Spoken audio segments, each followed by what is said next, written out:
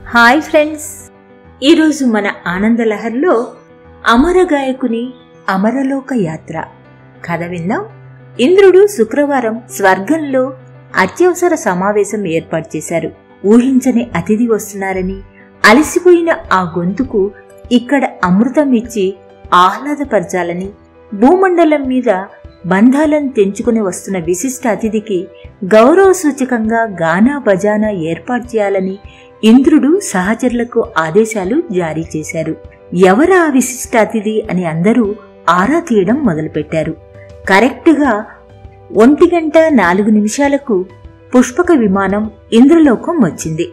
అందులో నుంచి ఒక మైకు, పుస్తకం చేతపట్టుకుని వ్యక్తి కిందికి దిగడం కనిపించింది. తెలుగుదనం బుట్టిపడేలా ఎప్పుడూ నిండుగా కనిపించే ఆ వ్యక్తి 40 రోజులుగా ఆసుపత్రిలో బక్కచిక్కిపోవడంతో చాలా మంది పోల్చుకోలేకపోయారు. అయితే అప్పటికీ సభలో ఉన్న మ్యూజిక్ డైరెక్టర్లు సుసర్ల దక్షిణామూర్తి గారు, పెండ్యాల నాగేశ్వరరావు గారు, సాలూరి రాజేశ్వరరావు గారు, కోదండపాణి గారు, గాన గంధర్వుడు ఘంటసాల గారు, గేయ రచయితలు ఆరుద్ర, ఆత్రేయ, వేటూరి వంటి వారు ఎస్పి బాలసుబ్రహ్మణ్యం గారిని గుర్తుపట్టారు. ఆప్యాయంగా పలకరించి 50 ఏళ్ల నాటి గతాలను గుర్తు చేసుకున్నారు.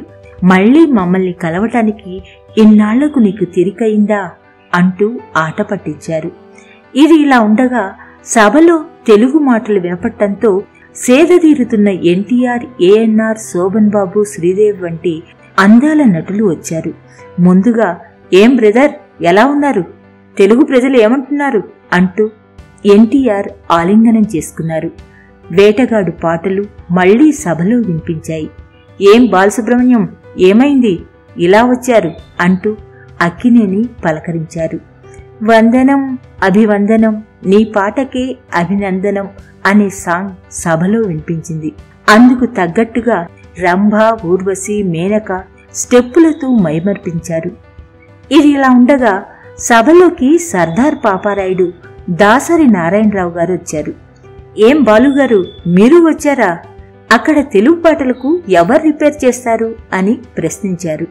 మధ్యాహ్నం 3 గంటల సమయంలో బాలుని కలవటానికి కేంద్రం నుంచి కొంతమంది వస్తున్నారని ఇంద్రుడికి కబురు వచ్చింది. దీంతో ద్వారపాలకులు భద్రతను కట్టుదిట్టం చేశారు.